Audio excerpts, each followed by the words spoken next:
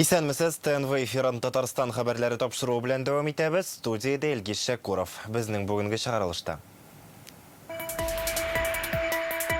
Татарстанда 2 көн эчендә 2 бала тәрәзәдән егылып төшеп үлә. Монда бала жата. Шуннан аннан соң мәйтәм, каралы, исәнмесең ул дим. Юк, үлгән инде ди. Бәхетсезлек очрагының сәбәпләре нинди? Мондый хәлләрне булдырмау өчен нинди чаралар күрергә кирәк? Бу хакта тулырак Инзилә Хөсәйнова. Курган өлкәсендә янгыннан соң зыян күргән Йылдыз Эшкин авылы балалары Казанга килде. Беребез дә Казанда булганыбыз юк, укытучылар да булганы юк, мин үзем дә булганым юк. Беренче мәртәбә балалар да беренче мәртәбә килделәр. 30 яшь үсмер Татарстанда кайчанга кадәр була. Республикада аларның юлларын ничек итеп оештырачаклар? Бу хакта Радик Гыймаев. Су куйну сезону инде башланды, пляжлар ни хәлдә? Будут с 9 часов до 8 часов вечера дежурить спасателям. Казан пляжларының әзерлеген бүген инспекторлар тикшерә. Нәтиҗәләрне Алия Сабирова белә. Күптән көтелгән ачылыш. Бина теге бик әйбәт хәлдә түгел иде инде. Хәзер Аллага шөкер, менә искиткеч төзекләндерү. Бүген Казанда зур төзекләндерүдән соң китапханә һәм музыка мәктәбе кулланылышка тапшырылды. Монда булдырылган уңайлыклар хакында Рүзәл Шәрипов. Татарстанда 2 көн эчендә 2 сабый тәрәзәдән егылып төшеп үлде. Аяныш хәлнең берсе Казанда килеп чыга. 3 яшьлек малай 5нче каттан егылып төшә. Алабугада 3 яшьлек кыз 7нче каттан егылып һәлак була. Ул чебен ширки кермәсен өчен куелган махсус сеткага таянган. 2 факт буенча да җинаять эше ачылды. Тикшерүчеләр бәхетсезлек очракларының сәбәпләрен ачыклый. Узган җәйдә республикада 20 сабый тәрәзәдән төшкән була. Ел саен фаҗигаләрнең саны арта гына. Безнең бүген беренче репортажыбыз ата-аналар өчен булачак. Тәрәзәгә саклагыч йозак кую нибары 150 сум тора. Ул бала гомере белән чагыштырып булмый торган бәя. Бу кадрларны Казанның Минская урамындагы йортка куелган камера төшергән. Бала 5нче каттан егыла. Ул таш кебек килеп төшә. Бала бәрүледән соң исән калу ихтималы юк диярлек. Үтеп баручылар күреп алганда 3 яшьлек малай инде үлгән була. Менә шушы тирәдә жатты инде ул бала. 5нче этаждан җыелган тәрәзәләр ачык торадыр. Дания Җиһаншина күрше йортта яши. Ул баланың җирдә ятканын үзе күргән. Ашыгыч ярдәм машинасы тиз килде. Тик коткарырлык түгел иде ди. Күршеләр әйттеләр, алар инде беренче мәртәбә генә түгел, тәрәзәне ачып, алар берсесенә берсе менеп, менә шушыннан тәрәзәдән карап тора торган булганнар. Ничә мәртәбә әйттек, тәрәзәләрегезне җабыгыз, җыгыласыз. Менә безнең әйткәнне тыңламадылар ди. Теге яктан чыгып төшкән дип сөйләделәр инде.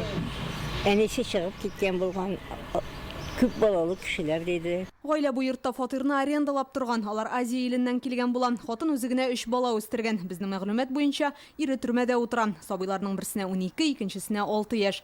Тәрәзәдән егылганы иң кечкенәсе. Алар өйдә ялгыз калган була. Әниләре эшкә киткән. Әлеге очрак буенча саксызлык сәбәпле үлемгә китерү маддәсе буенча җинаять эше кузгаттылар.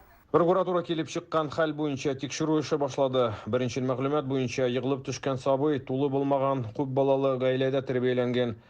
Фатир арендалап торган. Хәзер күзәтчелек ведомствосы бәлек булмаганнар белән нинди профилактика чаралары уздырылганын да тикшерә. Шундый ук хәл Алабуга шәһәрендә дә булды. 3 яшьлек кыз 7нче каттан егылып һәлак була. Ул чебен черкиләрдән саклаучы сеткага таянган. Әмма конструкция аның авырлыгын чидата алмый. Бала егылып төшкәндә әнисе кер юа торган була. Әтиләре эштә калган. Әлеге очрак буенча да җинаять эше ачылды. Самым простым для установки элементом детской безопасности является ручка с ключом. Белгечләр мондай аяныч хәлләрне булдырмый калу өчен тәрәзәгә махсус бикләр урнаштырырга киңәш итә. Әйтә, гади генә ачкыч белән бикләп куя торган җайланмалар нибары 150, махсус тоткалар 300 сум тора. Интернеттагы игъланнар сайтында аларны хәтта 10 сумга табарга була. Эта тема стала очень актуальной. Соңгы елларда бу тема бик актуаль. Һәр икенче сатып алучы диярлек махсус куркынычсызлык җайланмасын сорый. Аны урнаштыру да авыр түгел, һәр ата-ана булдыра торган эш. Бикнең тагын бер төренә шундый махсус тростан гыйбарәт. Аны пластикка гына түгел, инде агач яки алюмин тәрәзәләргә дә куярга була. Аның үзенчәлеге дә менә шунда.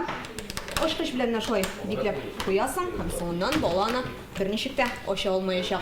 Белгечләр бала өйдә чакта тәрәзәләрне киң итеп ачмаска, тәрәз төбенә уенчыклар тезеп куймаска, эш белән мәшгуль булып, сабыйларны ялгызын гына калдырмаска киңәш итә. Балаларның карарга кирәк и все. Игътибарлырак булырга. Да. Тут булса, значит, бер хәл бар. Так что балаларга карарга керек обязательно. Ни в коем случае не оставлять их одних. Балаларны бер кайчанда үзләрен генә калдырмаска кирәк. Сабыйлар хәзер бик шук. Чит эшләр белән мәшгульсең икән, тәрәзәңне бөтенләй ябып куй. Балаларның тәрәзәдән егылып төшү очракларының күпчелеге җәйге сычырга туры килә. Узган ел шундый 20 факт теркәлгән. 18 сабый тән җәрәхәтләре ала, 2се үлә. Инзилә Хөсәенова, Ләйсән Сәетова. Яңа гасыр каналы. Курган өлкәсендә янган Йылдыз Эшкин авылы балалары Татарстанда бүләк лагерында ял итәчәк. 30 яшь үсмер бу атнада Казанга Татарстан җитәкчелеге чакыруы буенча килде. Ялны оештыру мәсьәләләре белән Мәгариф министрлыгы һәм Татар конгрессы шөгыльләнә. Балалар Казан буенча экскурсиягә чыктылар, музей, истәлекле урыннар белән таныштылар. Аннары бөтен дөнья Татар конгрессында кунак булдылар. Бүләк лагерындагы ялдан алар ни көтә? Үзләреннән сорадык. Зур рәхмәтләр балаларны шулай. Йөрәк һаман да яралы. Бу балалар да тураган бәлә турында искә төшерүгә төркем җитәкчесенең күңеле тула. Без беребез дә Казанда булганыбыз юк, дочлар да булганы юк, мин үзем дә булганым юк. Беренче мәртәбә балалар да беренче мәртәбә килделәр Казанга. Бик зур рәхмәт барыгызга да. Эшкин Йылдыз авылында укытучы булып эшләүче Гөлфия Сәфәргалиеваның да 7 май төнендә бар каралты курасы, мал мөлкәте янып юкка чыга. Мондый бәләгә Курган өлкәсендә 280 хуҗалыкта тарадылар. Берсен дә бер әйтмәдек, просто янган әниләр, әтиләре, янган үйләре, бер нәмәсез калганнарның шул балаларына киткәнбез. Бораларында инде янмаганнар да безнең икенче авылдан да, оларны да желаниялары булды, теләкләре булды. Беренче көннән үк безнең психологлар булдылар. Олар эшләделәр әти-әниләре белән дә, и балалар белән дә. Бар иде шундайым балалар, койсылары бик куркканнар, олар пожарның үзендә үк булганнар. Койсы болар. Күбесе инде эвакуацияда булдылар. Дөнья татарлары күмәк көч белән авыл халкына ярдәмгә алынды. Йорт салып бирергә теләүчесе дә табыла, йорт җиһазларын алырга да булышалар, махсус счетка акча күчерәләр. Милләттәшләребез кулларыннан килгән кадәр бөтен төбәкләрдән сезгә ярдәм итәргә ашкындылар һәм бу ярдәмнәр бүгенге көндә дәвам итә. Алла бирсә инде без хәзер июнь аеннан башлап төзелешләренә керешәбез. Алар бирсә сез кайтуга инде бәлки кайбер өйләрдә калдык чыгар Йылдыз авылында. Өлкәннәр төзелеш башлау, документларын барлау белән мәшгуль булганда, бу үсмерләр балачак мәшәкатьләренә чумачак. 8 июльгә кадәр аларны Актанышның бүләк лагерында ял итәргә чакырдылар. Мондый тәкъдимне аларга Татарстанның Мәгариф министры ясый, исемлектә 30 бала. Безнең министрыбыз Илсургәрәй улы Хәдиуллин да безгә шул ук төнле шалтыратып, Йылдыз мәктәбенә без ничек булыша алабыз дип әйтте. Шудан соң без инде менә шушы лагерьлар, безнең 1 июньнән лагерьлар башланып китә, һәм менә сезнең укучыларыгызны менә шушы лагерьларга без чакырырга дигән карар килдек. Әлбәттә инде без моны үзебез генә эшләп чыга алмас идек. Бары тик безгә конгресс татар булышты, юл чыгымнарын музейларда булдыгыз, Казан Кремлен карадыгыз, экскурсия оештырдылар. Лагерьда мин татар телен өйрәнүгә басым ясар идем, аны ныграк беләсе килә. Авылда ярты халык урысча аралаша, шуңа телебездә күбрәк русча ачыла. Меня ошады экскурсия емне булды, интересно, бик ошады озеро, экскурсовод бик әйбәт сөйләде, церковь, мечети понравились.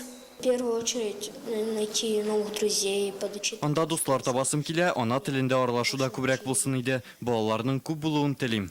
Куркыныч янгынны да, аның нәтиҗәләрен дә күреп, көчле тетрәнү кичергән малай кызлар өчен бездә кунак булу, яшьтәшләре белән аралашу, начар хатирәләрне онытырга булышыр дип өметләнә оештыручылар.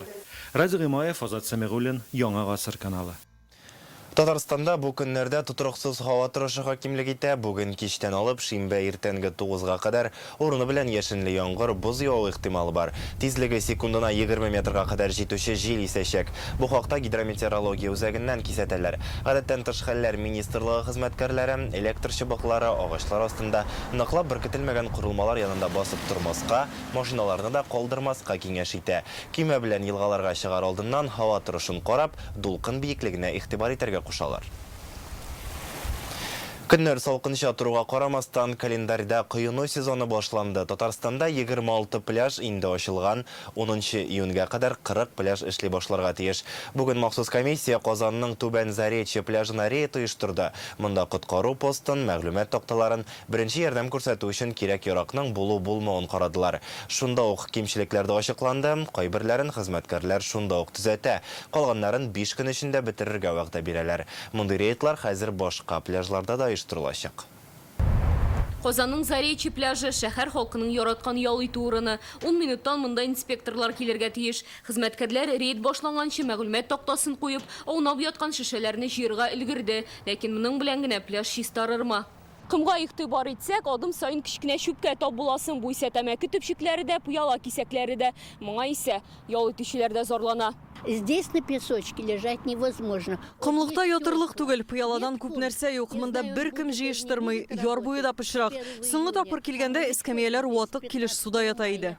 Купель детская присутствует. Ее нужно будет в воду опустить. Комиссия килгәч, иң беренче эш итеп балалар өчен кыйыну зонасы билгеләнмәүне искәртә. Кеше тирәнрәк кирмәсен өчен елгага махсус чикләүләр кую мәсьәләсен пляж хезмәткәрләре урында ук хәл итте. Жгут, обязательно. Салфетки стерильные. Беренче ярдәм күрсәтү чаралары, көймә һәм коткару жилетлары урындамы? Стендта кирәкле белешмәләр бармы? Комиссия барысына да игътибар итә. Ачыкланган кимчелекләр төзәтелгәнме, юкмы икәнен 5 көннән соң килеп караячаклар. Поскольку температура окружающей среды еще недостаточно теплая. Көннәр эссе түгел, су җылынып өлгермәгән, шуңа кыйнырга киңәш итмибез. Бу пляжда да су керү тыела дигән билге тора. В данном участке пляжа также установлен знак о запрете купания. Май ахырында монда елга төбен тикшергәннәр, Роспотребнадзор алган су үрнәкләре буенча нәтиҗә бер атнадан соң билгеле булачак. Май башыннан республика сулыкларында 7 кеше батып үлгән, шуларның икесе балалар. Гадәттән тыш хәлләр министрлыгы хезмәткәрләре сүзләренә караганда, бу очракларның барысы да кыйнырга рөхсәт булмаган урыннарда килеп чыккан. Коткаручылар суда үз-үзеңне тоту кагыйдәләрен үтәүне сорый. В течение купального сезона будут проводиться рейды. Су кыйыну сезоны дәвамында профилактика максатыннан рейдлар оештырылачак. Бу пляжларда да кеше күп булган сулыклар янында да үткәреләчәк. Куркынычсызлык кагыйдәләрен белү дәрәҗәсен арттыру буенча да чаралар уздырырга ниятлибез. Мәсәлән, йөзәргә өйрән дигән акция булачак. Казанда Заречьедан тыш Комсомол, Аккош, Тирен, Күл янында пляжлар эшли. Локомотивта әлегә төзекләндерү бара. Алия Сабирова, Вадим Илларионов, Яңа Гасыр каналы. Бүген Казанның иң борынгы музыка мәктәпләренең берсе төзекләндерүдән соң кулланылышка тапшырылды. Ул Галимҗан Баруди урамында урнашкан. Бинаны яңартуга 2020 елның маенда ук керешәләр, әмма башта төзелеш материалларына бәя күтәрелү, соңыннан ремонт эшләренең тәртибе үзгәрү сәбәпле эш тукталып тора. Хәзер инде сыйныф бүлмәләрдә төзекләндерелгән, уен кораллары һәм уку асбаплары да яңартылган. Ачылыш тантанасына Рөстәм Миңнеханов килде. Гаилә үзәгенә үрелгән мәктәптәге үзгәрешләрне Рүзәл Шәрипов күреп кайтты.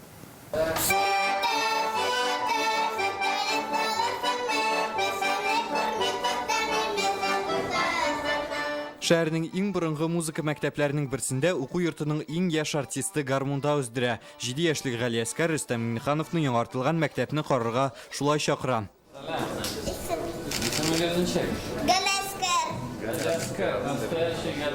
Бинаның түбәсен, тәрәзәләрен алмаштыралар, диварларын җылытып ясыйлар. 29 бүлмәдә заманчалаштырып ремонтлана, яңа уен коралларын кайтаралар. Әмма яңартуларның шул кадәр күләмле булачагына әти-әниләр дә, укытучылар да ышанмады. Бу хакта безнең иҗат төркемендә репортажлар төшергән иде. Бик авыр, бала ял итәргә тиеш, мәктәптән соң, занятиялар, тренировкалардан соң, әйме.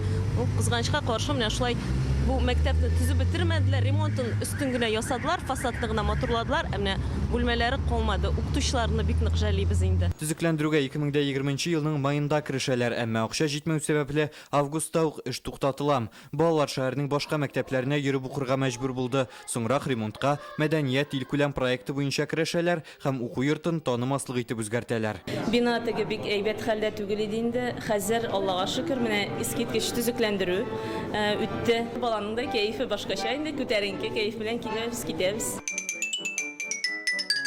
Хәзер монда 460 бала шөгыльләнә, 58 мөгаллим эшли. Фортепиано, скрипка, хореография, саксофон барлыгы 14 юнәлеш буенча белем алып була. Ремонтланган балконда, ачык һавада рәсем буенча да остаханәләр уздыру мөмкинлеге бар. Элек монда бик начар иде, хәзер бик яхшы, бик матур.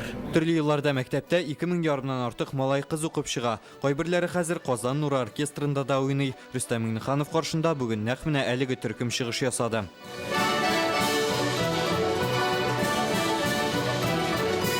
Яңартылган актлар залы хәзер 160 тамашачыга исәпләнгән. Диварларга уен коралларының тавышын яхшырта торган акустик панельләр дә куялар. Бинаның икенче өлешендәге китапханәне дә яңарталар. Музыка мәктәбе белән китапханә Казанның Галимҗан Буруди урамында урнашкан. Монда аның сурәтен дә ясап куйганнар. Һәм бу юкка гына түгел, чөнки әлеге күренекле шәхес татар галиме, җәмәгать эшлеклесе буларак таныш. Шулай ул үз заманында балалар укыткан һәм шәһәр фондына шәхси китапханәсендә тапшырган.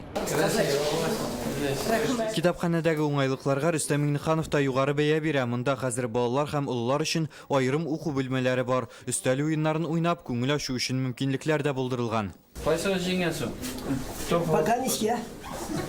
Полтора на полтора. Ну вы на деньги играете? Ну какие деньги? Ну, да, это сделал перемены в библиотеке, да. Ну, и кишләре дә тунда. Ну, хәзер бик күңелле. Китапларның электрон фондын булдырып, аларны алу тапшыру өчен заманча системалар да урнаштырыла. Башкалада моңарчы алар 2 генә китапханәдә булган. Бу система ярдәмендә безнең укучылар библиотекарь ярдәмсез китапларны үзләре алалар, тапшыра алалар. Тулысынча инде китапханәдә ремонт булды. Безгә бик рәхәт, бик ошый, җиңеллекләр күбрәк барлыкка килде. Монда кабул итәләр әйбәт.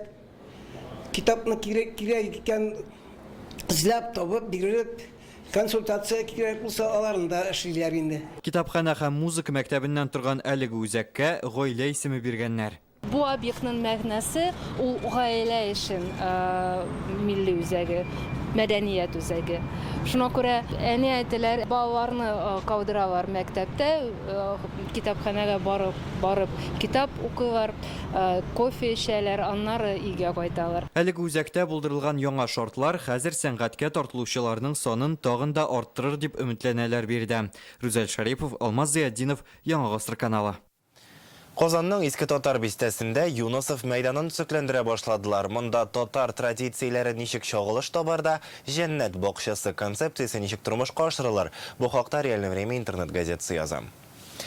Бүген Казанда химиклар көнен билгеләп үтәләр. Быел Казан Оргсинтез оешуга 65 ел, анда беренче продукция чыгарыла башлауга 60 ел тула. Бу уңайдан Тынычлык бистәсендәге каенлыкта зур тамаша үтте. Анда химикларны Рөстәм Миңнеханов сәламләде. Татарстан рәисе билгеләп үткәнчә, ярты гасырдан артык вакыт эчендә Оргсинтез заводы коллективы зур хезмәт юлы узган. 2022 ел нәтиҗәсе буенча республикада 700 мең тонна каучук, 1,7 миллион тонна пластмасс җитештерелгән. Продукциянең гомуми күләме 1,8 триллион сум дип бәяләнә. Химикларның республика икътисадына керткән өлеше турында Илдар Сафиуллин.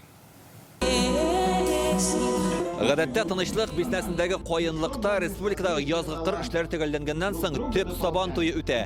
Бүген монда химиклар үзләренең һөнәри бәйрәмнәрен билгеләп үтәләр. Нәкъ менә химикларның да республика икътисадына керткән өлеше авыл хезмәтчәннәреннән ким түгел. Шуңа күрә аларның бәйрәме дә нәкъ менә сабан туена охшаш. Инде әлеге чараның бәрәкәтле булуына ишарәләп, күптән көтелгән яңгыр да ява башлады. Сезгә бик зур рәхмәт. Большое спасибо вам. Рөстәм Миңнеханов химикларны сәламләп, аларның эшчәнлеге гаять зур әһәмияткә ия булуын билгеләп үтте. Татарстан илебезнең алдынгы химия һәм нефть химиясе үзәкләренең берсе ди ул. Республикада бу тармакта 54 мең кеше хезмәт куя. Химиклар көне гадәттә Түбән Камада гына билгеләп үтелә иде. Казанда ул Сибур тәкъдиме белән беренче тапкыр шулай зурлап уздырыла. Сегодня мы продолжаем развивать новые химические производства, такие как крупнейший альфиновый комплекс P600, Нижнекамск нефтехим, комплекс нефтепереработки и нефтехимических заводов ТАНЭКа, а также наращиваем мощности производства полиэтилена на Казань Оргсинтез. Только за последний год на создание и модернизацию мощностей отрасли уложено порядка 100 миллиардов рублей. Особые слова благодарности руководству компании «Сибур». Вот этот праздник – это полностью инициатива компании «Сибур Лидер». нашей стране. Кадерлі достар, сізні тағын бір қот хөнәри бәйрәмегез белән котлыйм. Барыгызга да саулык, сәламәтлек, эшегездә һәм шәхси тормышыгызда уңышлар телим. Исән сау булыгыз, үзегезне саклагыз. Сезгә хезмәтегез өчен зур рәхмәт. Большое спасибо вам. Сибур җәмгыяте генераль директоры Михаил Каристалов Татарстан химикларын һөнәри бәйрәмнәре Казаноргтин заводы хезмәтчәннәрен юбилей белән котлады. Ул билгеләп үткәнчә, иртәгесе көннең төп бурычы имин һәм нәтиҗәле эшне оештыра белү.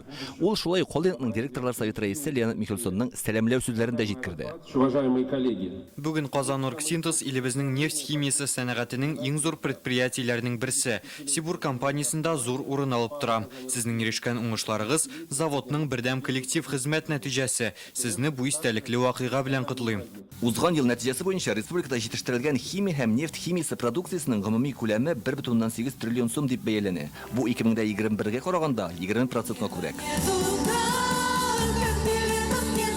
Бәйрәм чарасы тәбрикләү сүзләре һәм җыр бию белән үрелеп барды. Менә мәйданга атлар чыга. Химиклар хөрмәтенә хәтта алар да бии. Монда җитәкчеләр, аппаратчылар, слесарьлар, хисапчылар җыелган. Бик урланабыз заводка. Бөтен хисемне биреп, бөтен тормышымны биреп эшләдем инде хәзердә. Бик күп яңалыклар. Үзебезнең гомер буе шунда эшләгәчтән безгә ул якын инде. Ничә ел эшләдегез? 30 ел. Бу бик без бик шат, рәхмәт безнең хуҗаларыбызга шундый зур бәйрәм уздырган өчен. Яшәсен Татарстаныбыз, яшәсен Казаныбыз, заводыбызны яратабыз. Госман Гомәров бу бәйрәмгә Түбән Камадан килгән. 42 ел өлкән аппаратчы булып эшләгән ул. 8нче сыйныфны тәмамлауга туган авылы Каенлыдан Түбән Камага килеп училищеда химик һөнәрен үзләштерә, аннары заводка урнаша. Рәхәтлән дулкынланып бардык. Вот шул. Ни өчен? Ну, яшьлек тренде. Яшьлек теге эшләү теләге анда бөтен яшьләр без килгәндә 72нче елны кердем шунда. Рөстәм Минханов һәм дәрәҗәле кунаклар химия сәнәгате тармагында фидакарь хезмәт куйган белгечләргә дәүләт бүләкләре тапшырды. Хәзер химиклар алдында торган төп максат бүгенге шартларга яраклашып, яңача караш белән заманча технологиялар кулланырга, җитештерүчәнлекне арттырырга һәм базардагы ышанычлы урынны саклап калырга. Илдар Софиюлин, Вадим Илларионов, Яңа Гасыр каналы. Алексей Песошин бүген Татэнергосбыт җәмгыятенең директорлар советы утырышын уздырды. Елның 1-3 аенда финанс хуҗалык эшчәнлеге каралды. Җитештерү һәм электроэнергиясен куллану күрсәткечләрен уңай бәялиләр, әмма үсеш узган елдагыга караганда түбәнрәк. Барлык станцияләрдә сәгатенә 7,5 миллиард киловатт электр энергиясен эшләп чыгарыла. Аның куллану күләме арткан. Моны нефть чыгару һәм эшкәртү, электр җайланмалары җитештерү, автомобиль сәнәгате оешмаларының эшчәнлеге белән бәйлиләр. Электроэнергиясе өчен бурыч 16 миллион сумга кимеп, 278 миллион сум калган.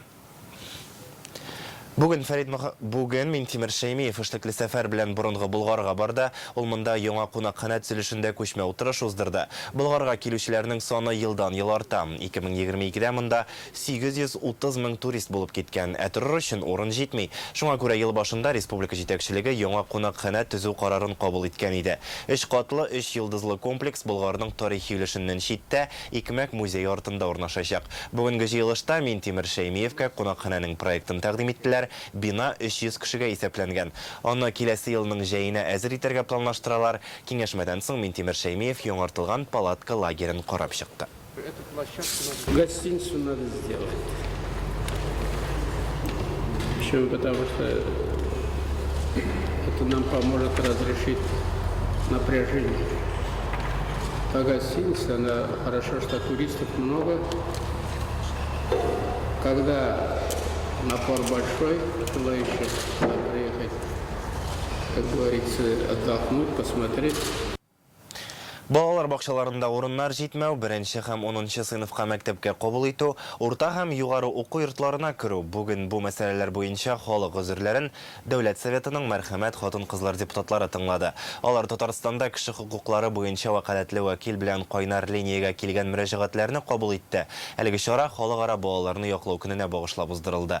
Бүген 50 кеше шалтыраткан, өлешчә мобилизация буенча чакырылган ир-атның хатыны сабыен бакчага урнаштырганда ташлама булачакмы дип кызыксына. Питрәш районында яшәүчеләр бакчаларда урын җитмәүдән зарлана.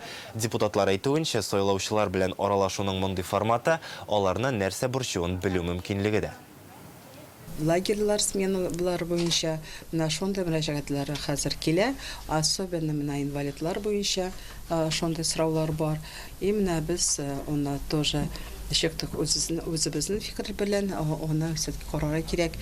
Казан тирәлегендә тагын менә берничә лагерьларны ачарга менә шундый балалар өчен. Балалар бакчалары буенча, аннары 11 сыйныфны ЕГЭ тапшыру буенча, аннары вузларга керү буенча, урта профессиональ белем куертларына ничек керергә, бюджет урыннар кайда бар дигән менә шундый сорауларны кабул иттек. Без аларга җавап бирәбез. Һәм ата-аналар канәгать булгандыр дип саныйбыз. Бүген Татарстаннан Луганск Халык Республикасына чираттагы партия гуманитар ярдәм җибәрелде. Бу эш Бердәм Россия партиясенең Татарстандагы бүлекчәсе җитәкчелегендә башкарыла. Республика районнары, сәнәгать оешмалары, шәхси эшмәкәрләр ярдәме белән 100 тонна гуманитар ярдәм җыелган. Бу юлы Минзәлә, Алексеевский, Зәй халкы активлык күрсәткән. Әлеге районнардан 20 тонна йөк белән машиналар юлга кузгала. Көнкүреш химия товарлары, төзелеш материаллары, канцелярия һәм хуҗалык кирәк-яраклары, азык-төлек, кием-салым, гуманитар ярдәм күп төрле. Анна Лисичанскига һәм беренче тапкыр Рубежная шәһәренә илтәчәкләр. Исегезгә төшерәбез, май аенда Татарстан белән Рубежная арасында килешү төзелде. Безнең республика бу шәһәрне торгызырга ярдәм итә. Ул бик зур шәһәр түгел, анда бер 12 меңлек халык яши. Лисичанск шәһәреннән бик ерак түгел, турыдан дигәндә бер 12 километр чамасы. Но без анда барганыбыз юк. Шушы гуманитар грузның бер өлешен шунда илтергә, беренче мәртәбә илтергә исәп, һәм инде урынына шунда шушы шәһәргә барып, нәрсә кирәкләрен барсын да үз күзебез белән күреп, киләчәктә инде аларны тормышка ашырырга тырышабыз. Җомга көн яңалыклары шундый булды. Рекламадан соң һава торышы белән Эльвина Насыйбуллина таныштырыр. Ә мин сезнең белән саубуллашам, исән-имин булыйк.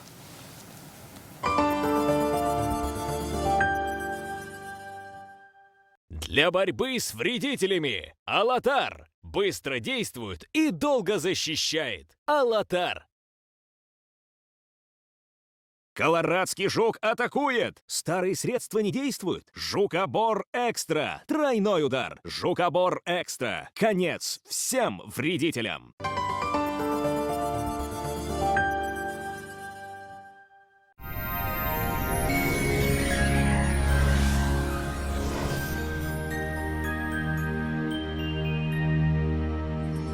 Исәнмесез, эфирда һава торышы чыгарылышы. Киләсе минутларда тулырак танышырбыз. Яндекс Погода хезмәте хәбәр итүенчә, көньяк-көнчыгыш бөгелмә баулы азнакайда болытлы һава, төнлә урыны белән яңгыр явырга мөмкин. Температура көндез якынча 25 градус җылы, төнлә 15 градуска кадәр җылы. Төньяк-көнчыгыш Түбән Кама яршаулы Алабугада болытлы. Һава температурасы 27 градуска кадәр күтәреләчәк. Төнлә уртача температура +15 градус. Республиканың төньяк өлешендә Актаныш, Әгәрҗе, Менделеевскида төнлә урыны белән яңгыр явачак. Көндез температура уртача +26 градус. Төнлә 16 градуска кадәр җылы. Төньяк-көнбатыш Арча, Кукмара, Балтачта алмашынучан болытлы һава. Көндез якынча температура 26 градус җылы, төнлә +12 градус. Көньяк-көнбатыш Болгар, Буа, Чүпрәледә шулай ук болытлы. Көндез уртача температура 25 градус җылы, төнлә 14 градуска кадәр җылы. Чистай, Әлмәт, Мамадышта алмашынучан болытлы һава. Көндез уртача температура 27 градус, төнлә +16 градус. Якшәмбе урыны белән яңгырлар явачак дип фаразлый синоптиклар. Әгәр сезнең йөрәгегез очпочмак һәм пәрәмәч кебек үк кайнар икән, мәхәббәтегезне Россия буйлап китереп бирү хезмәте булган Флауау гадәти булмаган бүләкләр маркетплейсы белән бүләк итегез. Кайнар пирожкилар, күз явын алырлык роза букетлары, шоколадка төрелгән җиләк һәм башка сюрпризлар кушымтада инде сезне көтә. Нужно выбрать подарок? С Флауау это легко. Например, этот торт. Или этот на 1 миллион подписчиков. Для бати. На день рождения и на просто так. Даже для тех, кто очень далеко. На Флауау есть подарок для каждого. Скачивайте и поздравляйте.